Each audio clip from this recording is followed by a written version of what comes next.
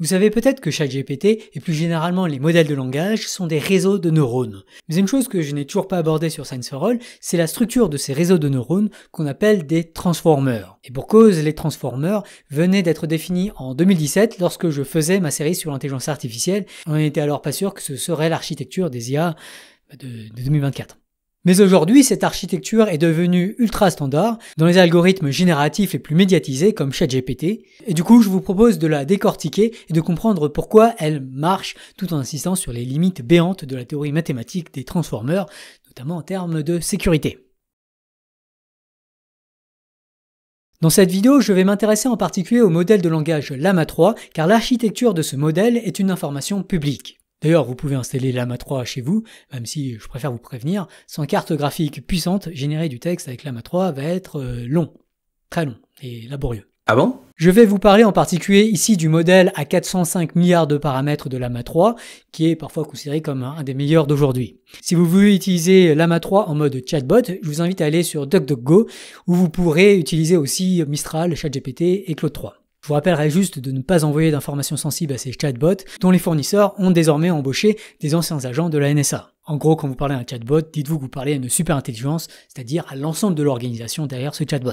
Réglé sur le mode paranoïaque. Venons-en maintenant à l'architecture de Llama 3. Celle-ci se compose d'un tokenizer, d'une représentation vectorielle des tokens, de 126 couches de blocs de transformers, d'un module de déreprésentation chargé d'assigner des probabilités aux différents tokens, et enfin d'un detokenizer. Détaillons ces 5 composants. Le tokenizer est un algorithme qui va prendre une suite de caractères et qui va le décomposer en composants appelés des tokens.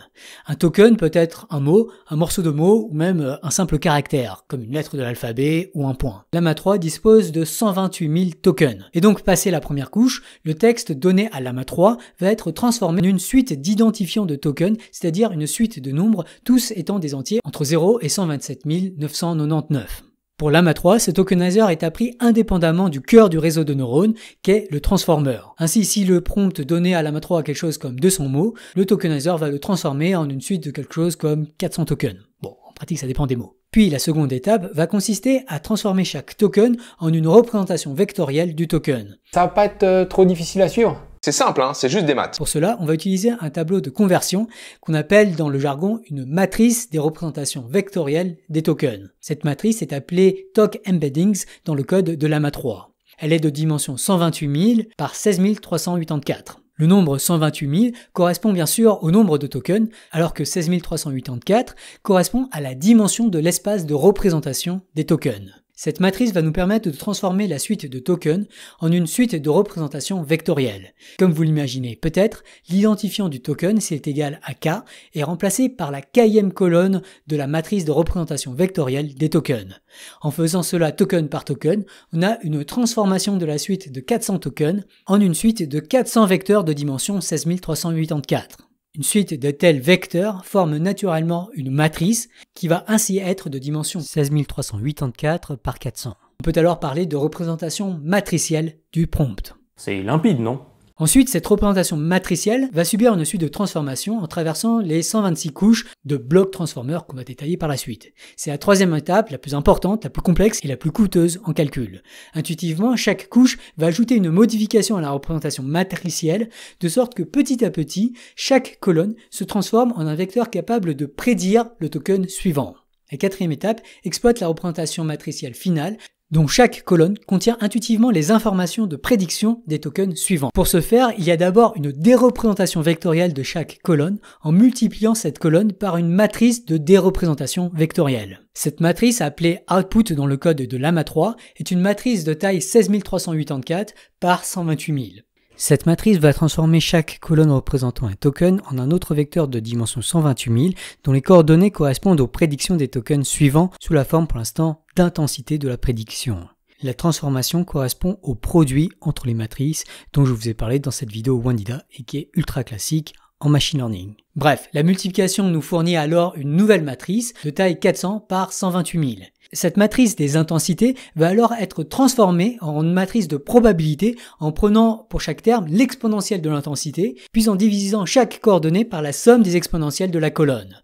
Cette opération est connue sous le nom d'opération softmax et on dit parfois qu'elle transforme des logits, c'est ce que j'ai appelé intensité, en probabilité. Quoi qu'il en soit, il en sort de cette quatrième étape une matrice 400 par 128 000 qu'on peut appeler la matrice des probabilités des tokens suivants, et qui dit pour chaque position et chaque token la probabilité que la position suivante contienne le token en question, étant donné tous les tokens qui précèdent cette position.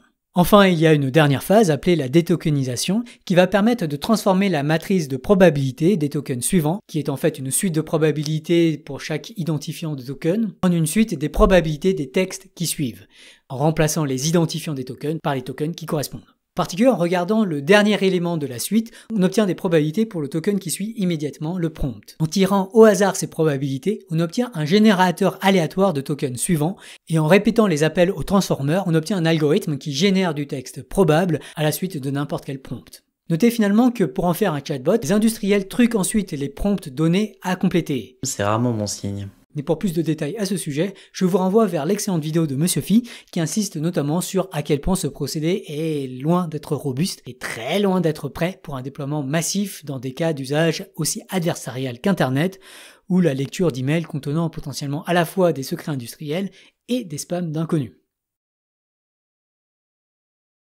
Chaque bloc de transformer est composé de deux sous-modules, un module d'attention et un module de feed-forward. Le module d'attention est celui qui va chercher à propager de l'information de l'arrière vers l'avant pour faire en sorte que la prédiction du prochain token tienne bien compte de l'ensemble des tokens précédents et pas juste du dernier token. Le module de feed-forward, lui, ne propage pas d'informations entre les tokens. Il s'agit juste d'une correction pour chaque token à ce moment du calcul. Détaillons d'abord le feed-forward car il est plus simple. C'est vraiment juste un réseau de neurones classique qui prend en entrée un vecteur de dimension 16 384 et qui le transforme en deux vecteurs de dimension 53 248 avec deux matrices de dimension 16 384 par 53 248. Ces matrices vont être optimisées pendant l'apprentissage. Ensuite, une opération non linéaire est effectuée, à savoir sigmoid linear units. Cette fonction est en gros une version plus lisse de la fonction relu, qui est un peu plus facile à calculer, et c'est pour ça qu'on l'avait utilisé avec David pour faire des réseaux de neurones artificiels humains. Comme beaucoup de choses à propos des transformers, les détails de cette opération ne semblent pas avoir une importance fondamentale sur la nature et les performances des transformers. Je vous propose de ne pas trop s'y attarder. Puis, on effectue une multiplication par coordonnées entre les deux vecteurs de dimension 53 248. Enfin, on applique une autre transformation linéaire pour transformer le résultat en un vecteur de dimension 16 384 à l'aide d'une troisième matrice de dimension 53 248 par 16 384. Le feed-forward contient donc trois matrices paramétrées à optimiser, chacune étant de dimension 53 248 par 16 384. Et il va en fait calculer pour chaque colonne de la représentation matricielle du prompt une modification à effectuer pour cette colonne qui ne dépend que de la colonne même. Et donc la sortie, ça va être l'entrée plus le résultat de ces opérations qu'on a décrites.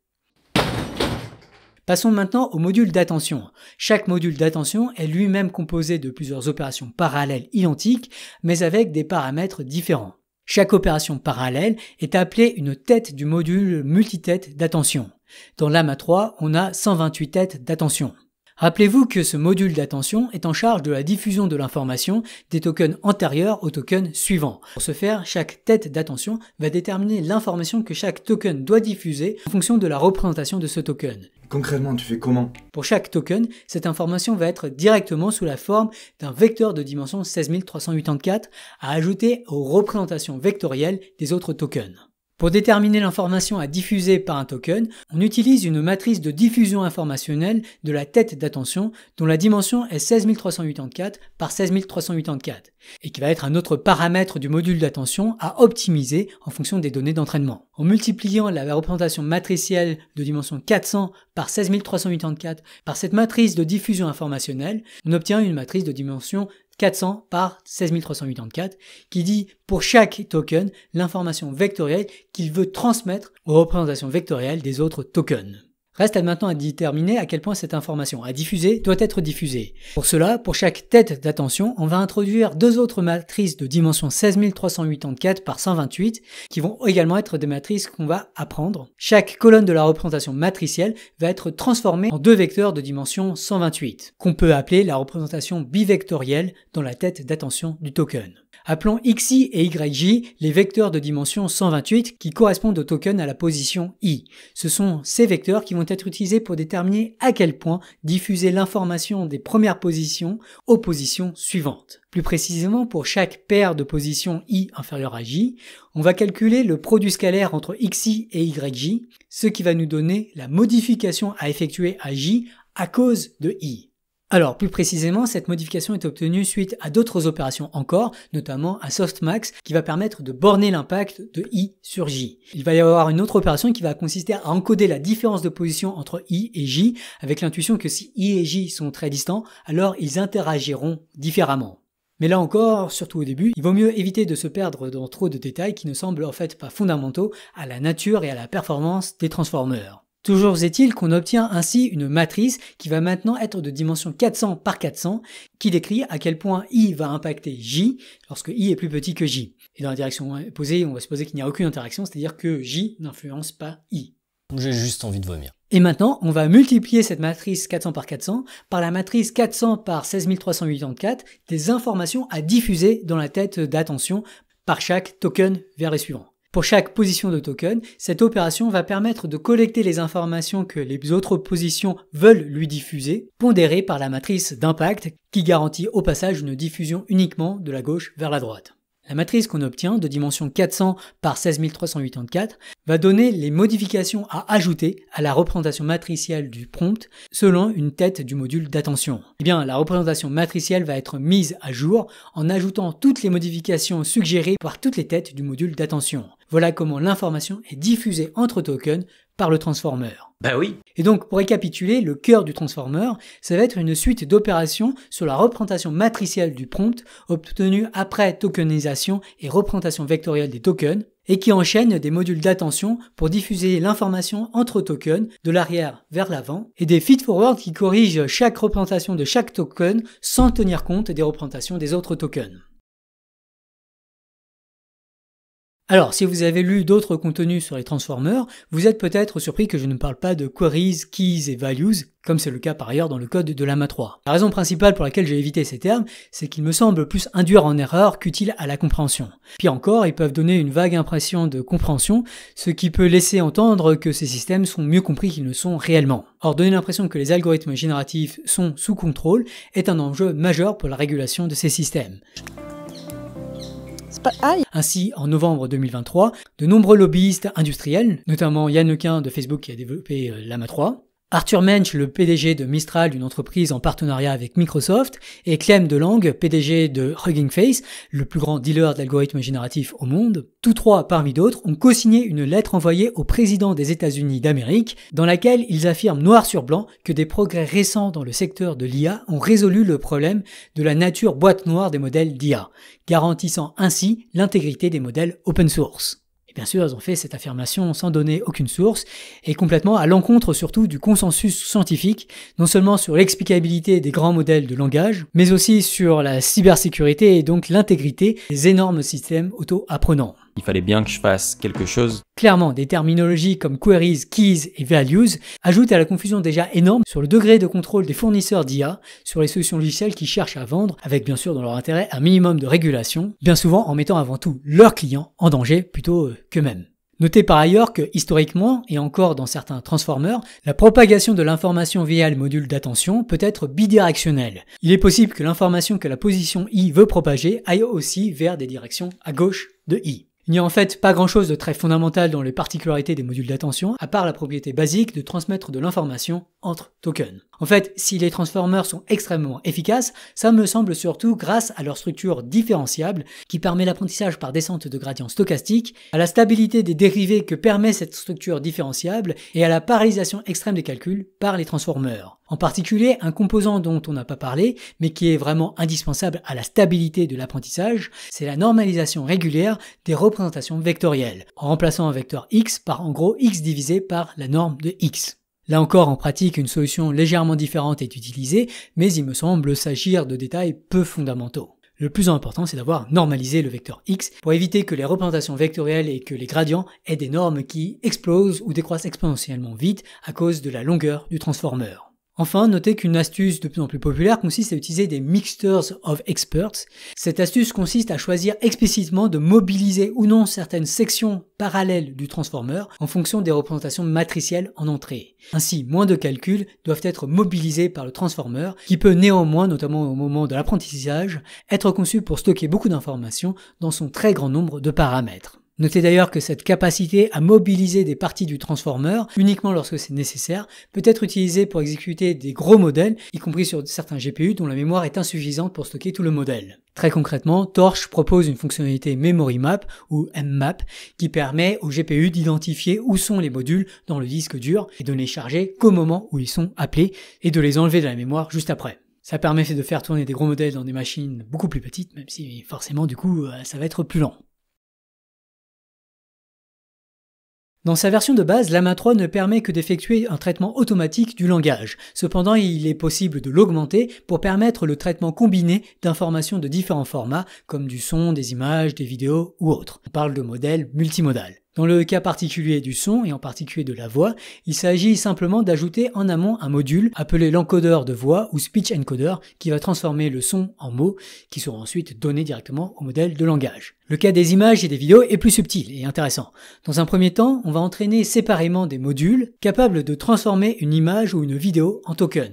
Il y a plusieurs façons de faire cela, notamment une combinaison de réseaux de convolution et de réseaux résiduels, ou, comme c'est fait maintenant plus récemment, on peut utiliser directement une adaptation de l'architecture des transformers en prenant en entrée des représentations en morceaux d'une image. Bref, quoi qu'il en soit, ce que l'on veut, c'est surtout obtenir en sortie du module d'analyse d'image ou de vidéo une représentation matricielle de l'image ou de la vidéo. Cette information sera ensuite utilisée dans certains blocs transformers du modèle de langage. Typiquement dans l'article de recherche présentant Llama 3.1, dans un bloc sur 4, juste après le module d'attention qui propage l'information textuelle de l'arrière vers l'avant, on rajoute un module d'attention croisé qui va propager de l'information du média visuel vers l'information textuelle. Bon, l'article n'est pas très précis sur les détails de cette attention croisée, et à ma connaissance, le code de cette généralisation multimodale n'a pas été partagé, mais typiquement, ce qui aurait pu être fait, c'est introduire pour chaque module 3 matrices, comme on l'a fait pour le module d'attention. La première va transformer chaque colonne I de la représentation matricielle du texte en un vecteur XI, typiquement de dimension 128. La seconde est-elle adaptée à l'information visuelle. Elle va transformer chaque colonne J de la représentation matricielle de l'image en un vecteur YJ de même dimension que les XI, donc par exemple 128. Et intuitivement, le produit scalaire XI transpose YJ va nous dire à quel point il faut diffuser la JM information de l'image au token à la position I. Encore une fois, il y a d'autres bidouilles effectuées en plus, comme une opération softmax sur le produit scalaire. Toujours est-il que ces résultats vont nous dire à quel point les différents aspects de l'image doivent diffuser de l'information aux représentations vectorielles des différents tokens. Pour finir, il reste à déterminer quelle information sera diffusée. Et bien, c'est là que la troisième et dernière matrice entre en jeu, qui est utilisée pour transformer chaque colonne de la représentation matricielle de l'image en des vecteurs de dimension 16384 qui correspondent à la modification additive que ces colonnes de l'image souhaitent effectuer aux représentations des tokens. C'est un peu les mêmes sujets qui reviennent. Bien entendu, ce que je viens de vous présenter ici n'est qu'une façon de faire parmi la myriade des architectures multimodales proposées jusque-là. Et bon, c'est vraiment difficile de déterminer laquelle est la plus prometteuse, surtout si on ne s'appuie que sur des considérations théoriques. Mais j'ai envie de dire que, encore une fois, ce qui importe, ce ne sont pas nécessairement les détails de ces architectures. Le plus important, c'est qu'il y a un flux de l'information raisonnable dans le réseau, et surtout que celui-ci peut être optimisé lors de l'apprentissage grâce à une descente de gradient stochastique rendue stable. Les transformers sont donc des structures qui manipulent avant tout des représentations matricielles des textes et améliorent ces représentations matricielles en diffusant de l'information entre positions dans le texte. Mais surtout, si ces transformers semblent efficaces, ce n'est pas nécessairement à cause des détails de leur structure. Leur efficacité semble davantage résider dans la parallélisation du calcul et dans les nombreuses astuces pour éviter que les représentations matricielles et que les gradients calculés n'explosent ou prennent des valeurs dérisoires à cause de la profondeur du réseau. Bref, ce n'est pas trivial, mais c'est aussi loin d'être extraordinaire. Et c'est pour ça que je n'ai pas cherché à vulgariser ce concept plus tôt. En fait, si je n'avais pas le sentiment que le titre de cette vidéo serait clickbait, je n'aurais probablement jamais parlé des transformers sur Science for All. Mais bon, à cause de la hype autour des algorithmes génératifs, je l'ai fait. pour satisfaire le saint algorithme. Cependant, comme vous le savez très bien si vous me suivez, si les transformers permettent des prouesses spectaculaires, y compris en termes de faculté de raisonnement, il ne faut pas y voir une manière sécurisée de traiter l'information. Les fournisseurs de ces systèmes ne maîtrisent vraiment pas ce que ces systèmes retiennent, y compris des informations sensibles ou des propriétés intellectuelles, et ils maîtrisent encore moins la fiabilité des informations qui seront émises par ces systèmes. Dès lors, en pratique, les nombreuses entreprises avec qui j'échange sont, à raison, circonspectes quant à l'intégration de ces systèmes dans des cas d'usage à haute valeur ajoutée, qui sont du coup nécessairement des cas d'usage à haut enjeu. En particulier, on semble en fait extrêmement loin d'une solution économiquement révolutionnaire ou d'une course aux algorithmes génératifs dont les perdants seraient destinés à être des victimes de la guerre économique, de la guerre cyber ou de la guerre physique. Méfiez-vous sérieusement de la hype, surtout au niveau des entreprises et des régulateurs. Il ne s'agit que de faire du buzz. Ceci étant dit, ces systèmes ne sont pas non plus d'aucune utilité. Pour commencer, de nombreux cas d'usage n'ont aucun besoin de haute fiabilité, notamment quand il s'agit de divertissement, de marketing ou encore de cybercrime. En fait, clairement, ces domaines dont l'impact social est quand même assez douteux, voire extrêmement néfaste, ces domaines exploitent depuis un bout de temps ces outils qu'ils ont parfois transformés comme des armes de destruction massive, notamment psychologique, dans le cas des deepfakes pornographiques qui sont utilisés pour le cyberharcèlement, en particulier des femmes politiques, journalistes et militantes. Il y a toutefois un cas d'usage en entreprise tout à fait justifiable et sécurisable, à savoir en tant que système d'indexation des documents internes, condition que ce soit des solutions totalement on-premise, c'est-à-dire locales à l'entreprise. Oui, parce que, encore une fois, il faut se méfier de toutes ces informations sensibles qu'on risque d'envoyer dans le cloud. Dans le monde de la tech, cette indexation de l'information par des modèles de langage est parfois appelée RAG pour Retrieval Augmented Generation. En bref, il s'agit d'associer à chaque document interne d'une entreprise une représentation vectorielle de l'information en question. Et pour chaque requête en langage naturel, on peut utiliser un modèle de langage pour identifier les représentations internes qui correspondent le mieux à la requête, et donc les documents, voire les morceaux de documents, qui semblent répondre au mieux aux interrogations des employés. Bon, après les RAG, il y a aussi le A et le G qui se correspondent à la génération de texte, et ça, c'est beaucoup moins fiable. Vraiment, la partie qui est vraiment sécurisable, c'est surtout le R, c'est-à-dire la récupération de documents. En fait, plus généralement, il ne faut absolument pas réduire le numérique, ni même l'intelligence artificielle, à des algorithmes génératifs. Je rappelle, l'indexation de l'information, c'est quand même ça qui a produit la multinationale Google, et les autres applications de l'IA comme la publicité ciblée et les algorithmes de recommandation sont aujourd'hui le fonds de commerce de Google, beaucoup plus que l'indexation d'information d'ailleurs. De façon plus générale, il est utile de garder en tête qu'il s'agit avant tout de technologies d'information et qui donc sont de grande utilité pour des tâches informationnelles qui sont aujourd'hui omniprésentes dans toutes les organisations. Dès lors, le numérique peut aider à effectuer ces tâches de manière plus efficace, mais parfois même plus robuste. Cependant, pour y arriver, il faut absolument donner beaucoup plus d'attention à la sécurité des solutions numériques indispensables à votre organisation. Et ce qui est vrai à l'échelle de l'organisation est aussi vrai à l'échelle de notre société. Si on veut un espace informationnel beaucoup plus sécurisé, il va falloir soutenir beaucoup plus les régulations qui exigent de monter les standards de sécurité numérique, comme on l'a fait dans tant d'autres industries, de l'automobile à l'aviation, en passant par l'agroalimentaire, la pharmaceutique et l'énergie. À bien des égards, le numérique n'est pas différent des autres technologies. Mais sur certains aspects, les technologies de l'information ont un rôle beaucoup plus important que les autres technologies, notamment quand il s'agit du discours en démocratie. Et malheureusement, les technologies de l'information sont en train de détruire notre espace informationnel et du coup, nos démocraties.